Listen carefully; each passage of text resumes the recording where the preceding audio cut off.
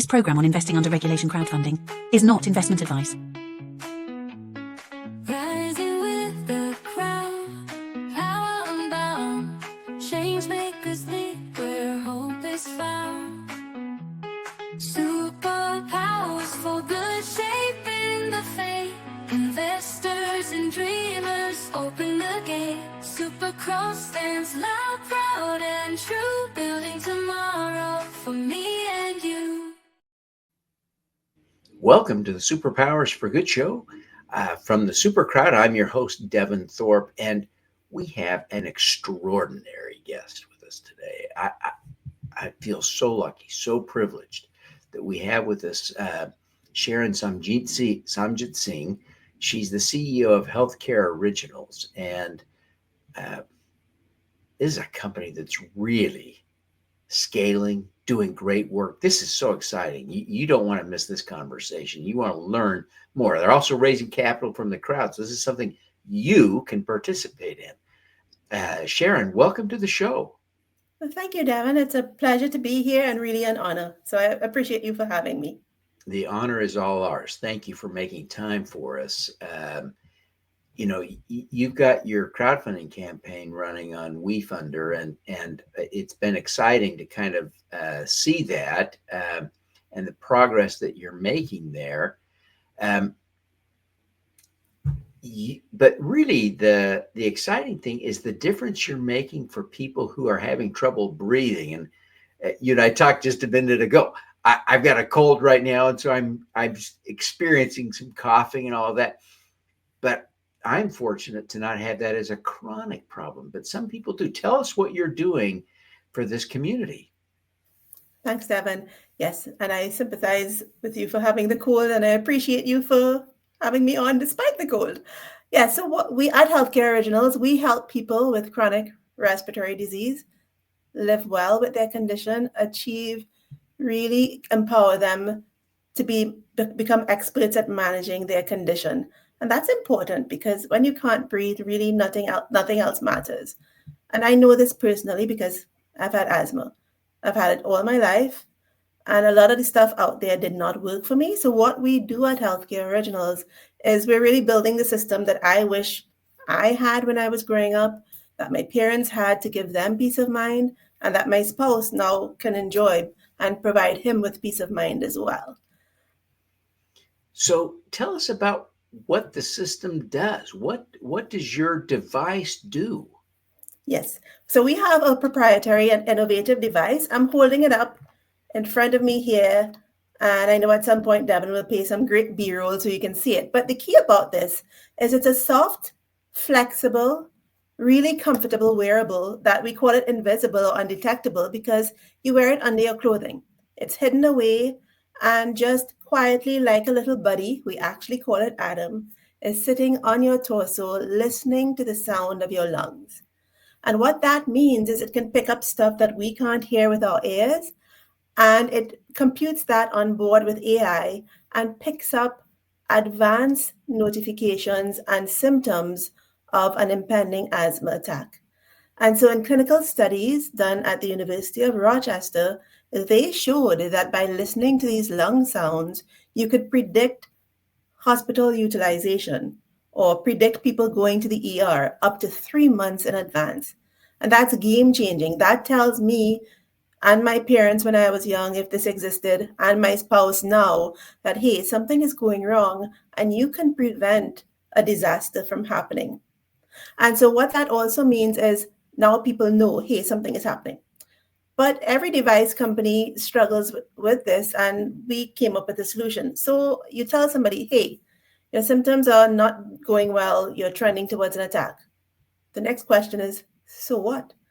What do I do about that? Do I live in constant worry? And the answer is no. That's where we come in and we call our Nightingale system. With our Nightingale system, what we do is we give you apps and all that good stuff with the device where you can track and trend your symptoms over time. But then we also provide personal respiratory therapists for our members so that they can then understand and get training from the respiratory therapist. If I'm trending towards an attack, this is what I should be doing. And then we round that out with a holistic platform where we provide as well wellness coaches, behavioral health therapy. You can imagine when you can't breathe very well, people tend to be very anxious. So we help people understand stress management techniques. And we also provide some assistive devices like HEPA air filters, Wi-Fi hotspots for people who need some extra help in the home to get that holistic view of how they get better. Because what we're doing is really challenging the status quo. Since I was little, I was told if I took my meds, everything would be okay. Well, I took my meds, right? I took them every day, but everything was not okay. I almost died 5 times, went to the ER or my doctor's office in the middle of the night, my doctor's house, many times. In fact, I tell people this story. My most vivid memories growing up between the ages of 5 and 12 is of lying in my mother's lap on the back seat, watching headlights flash by and street lights flash by, while the sound of my breathing filled the air, gasping, wheezing for breath because my parents were rushing me to my doctor's home in the middle of the night or the ER trying to get me treatment because even though I took my meds, it was not okay. And that's not me alone. There are 690 million people around the world who have asthma and a separate condition called chronic obstructive pulmonary disease or COPD. And what we want to do is give them and the people around them peace of mind by not only letting them know when they're having an attack, but also adding to that the ability to understand self-management education so that they can actually get understanding of what to do in advance. So it's not just about, hey, you're probably going to have an attack, but it is, hey, you're probably going to have an attack and this is what you do about it. Now, you're having already some pretty dramatic results from this. In a way, this sounds,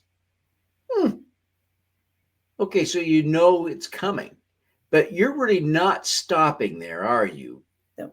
Tell us how what you're doing is resulting in avoiding those outcomes. Yes. So what we do is when all of our members who use our device have the app, they can see their data over time, but people get busy. People don't always have time to look at the app, even if they got a notification. Sometimes in the stir of the moment, everybody forgets. So we have respiratory therapists and AI that looks at the data over time, and then they can do an intervention or they can send a text tip that says to the person, hey, something's changing and this is what we talked about that you need to do. And what we do is regular touch points with them that help them to understand that this is what I can do today, this is what I can do tomorrow, this is what I can do 6 hours from now. Most of the times that is about either changing the environment, controlling stress, and or just really making sure that they up what is called their preventive meds versus their rescue meds. So there's a slew of techniques that we have at our disposal, and that's what we have a trained team of respiratory therapists for. Respiratory therapists are actually trained to help people with chronic respiratory disease learn how to live well with their condition. And we really utilize that untapped resource with a fantastic team of respiratory therapists to get this done. So as an example, I'll give you an example of one of our members. I'll give you 2 examples. One of our members was actually coughing a lot one day, 2 days, and that's what our device does. It actually tracks coughing and the frequency, understands if you have a problem or if you're coughing more than you normally do. And so nothing was happening and the coughing kept going on. So our respiratory therapist sent in a text, nothing happened, picked up the phone and called the member. And the member was like, oh, I just knew I wasn't feeling well, so I was wearing my Atom, that's what we call our device, because I figured you would tell me if something was wrong. Turned out, yes, something was wrong. She had COVID. But because the respiratory therapist picked up the phone, called and said, something is definitely wrong here. We should go get you checked out because this is not normal for you. She went, she got a COVID test. She was like, oh yeah, I really do feel not well. And we averted a bigger problem because for people with respiratory conditions, if you get COVID, it becomes more serious. Another member of ours had been diagnosed with adult onset asthma at the time of perimenopause and menopause. And she couldn't get anything to work for her. And so she stopped singing, she stopped jogging, she stopped doing everything in life that brought her joy. And what we were able to do with her is systematically work with her and her doctors to help them understand which meds worked best for her, because not all of the meds that she was on was working.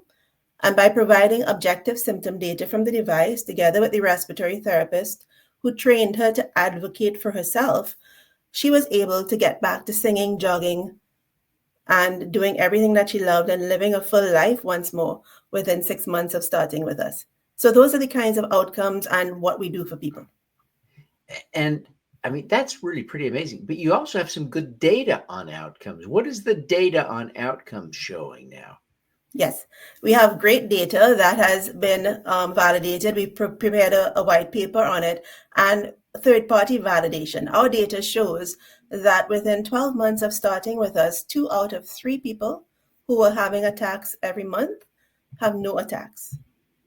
All of them report reduced symptoms, and 90% of them sleep better at night, which is important because most of the symptoms happen at night.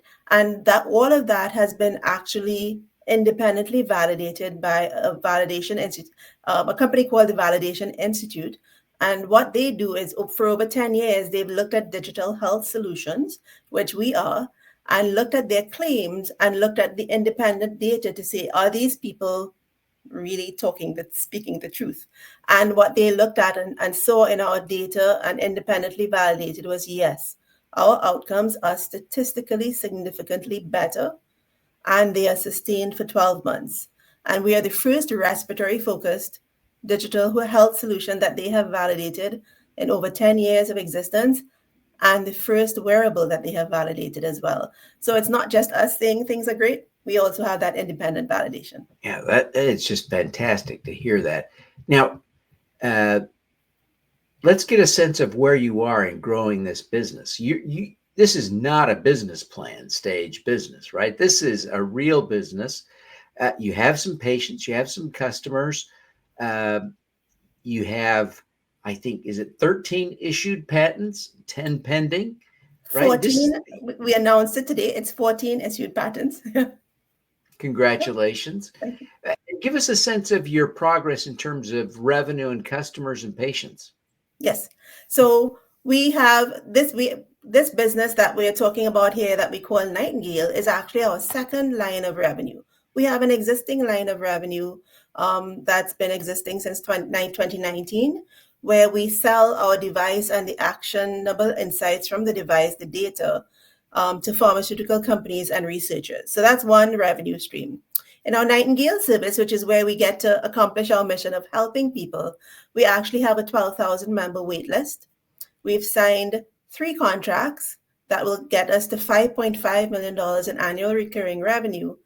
And we're now live in 4 states as we start to roll out in that contract. In terms of revenue, we've been growing revenue month over month since we started the rollout of that contract 3 months ago. And it's just been fabulous to see the uptake in terms of people being excited about it, the ability to get insurance coverage, and then the ability to move forward and really grow the business. So far beyond the business plan, to your point, Devin, really at the scale where the technology is completely de-risked. We have over 3 million data points, and now it is just about growing and scaling in market. Wow, this is a fun time to invest in this business. So kudos. Well, listen, Sharon, we've got to take a quick break. We're here today with Sharon Samjitsingh. She is the CEO and founder of Healthcare Originals, a company that's created a very cool device for managing asthma and other breathing problems. We're so grateful to have her on the show. We're going to take a quick break, but when we come back, we'll talk to her about her superpower. So stick around. You don't want to miss this. Download a free copy of How to Make Money with Impact Crowdfunding, the book Sarah Hanks describes as a fantastic overview, not just of crowdfunding investing, but of investing in general. Andrew Savickas raved, "This book offers unparalleled insights for anyone looking to make a difference."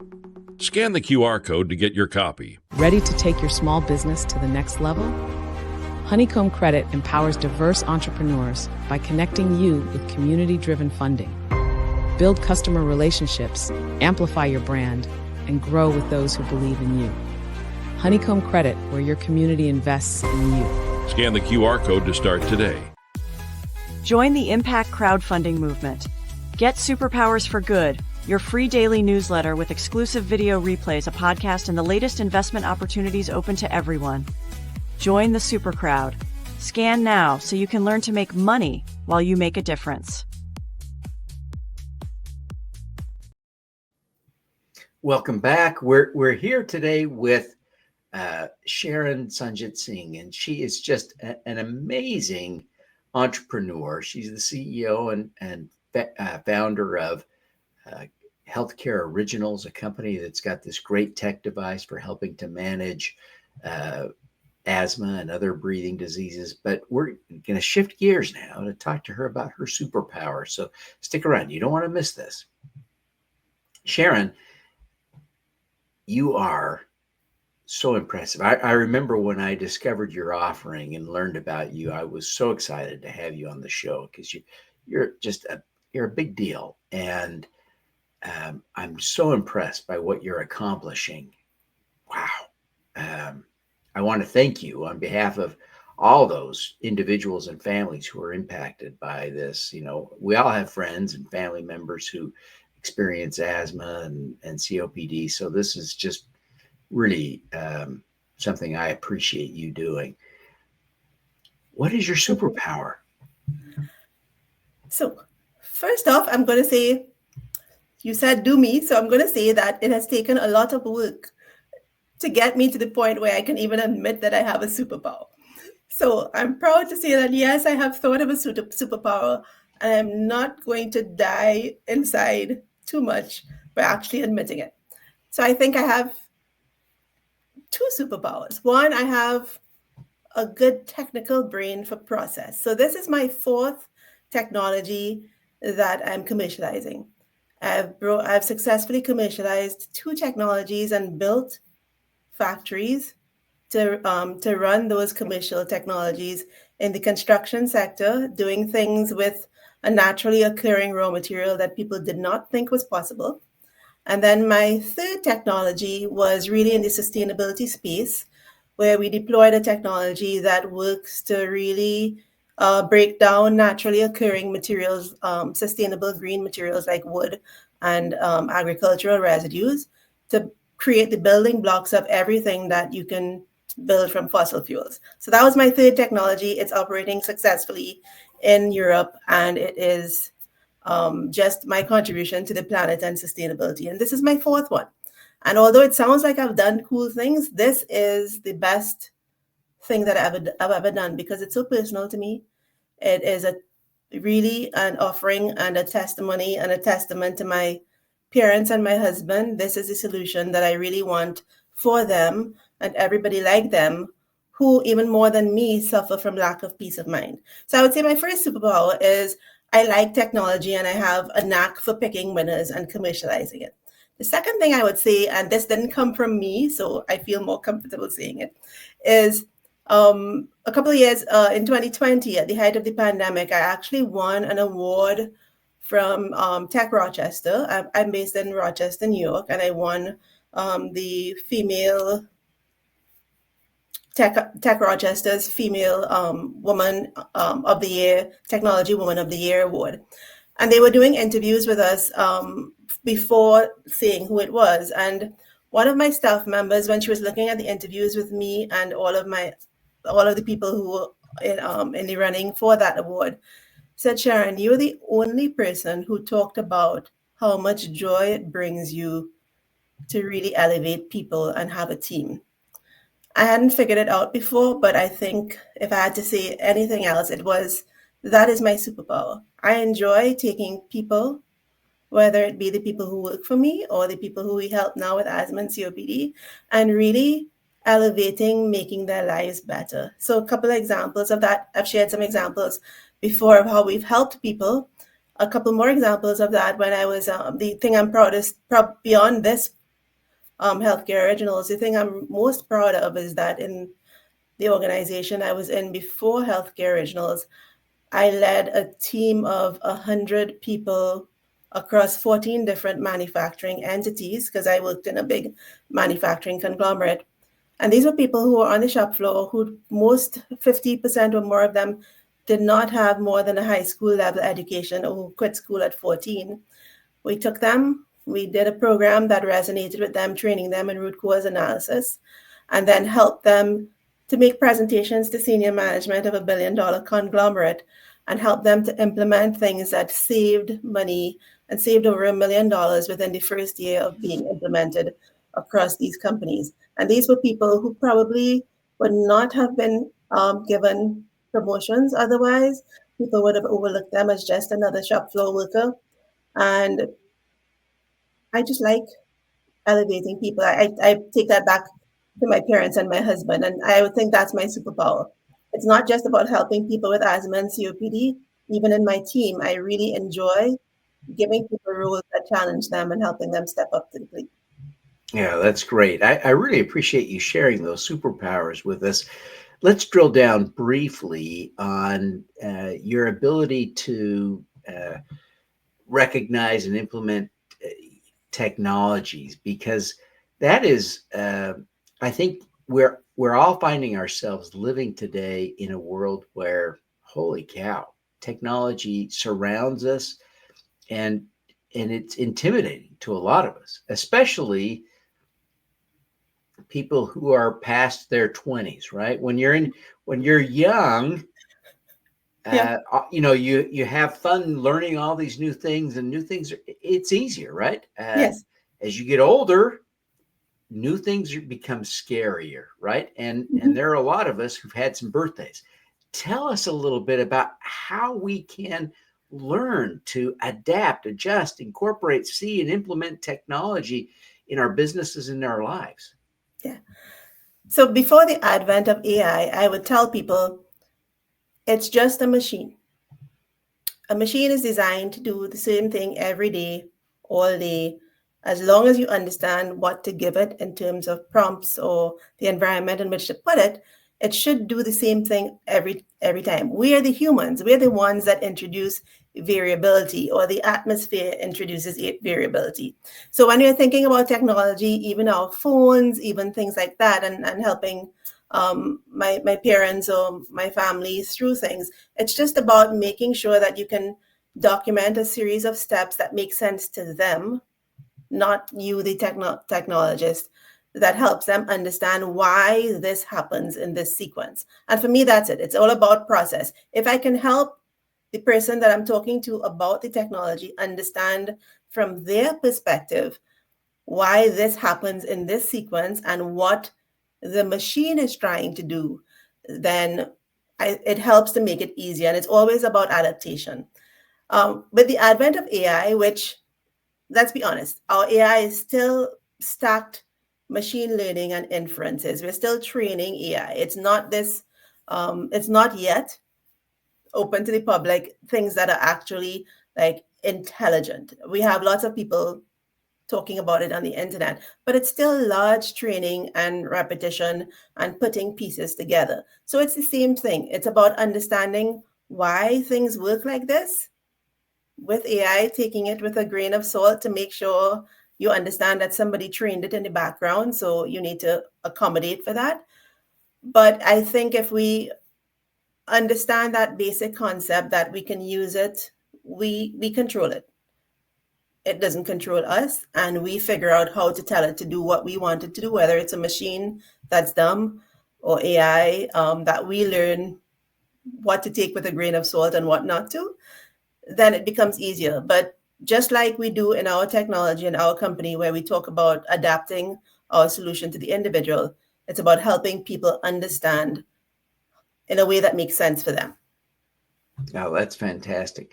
Well, thank you so much for sharing that, Sharon. Before we wrap up, I wonder if you would take a minute now and tell people how they can learn more, how they can invest, how they can join you in your quest to make the world a better place.